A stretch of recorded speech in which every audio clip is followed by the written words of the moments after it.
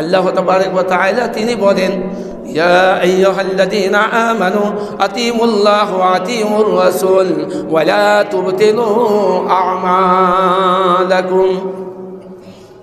আল্লাহ তাবারক ওয়া তাআলা বলেন, ইয়া আইয়ুহাল্লাযীনা আমানু, হে বিশ্বাসী ব্যক্তিগণ,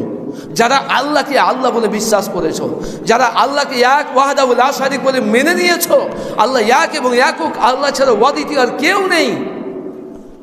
এমনকি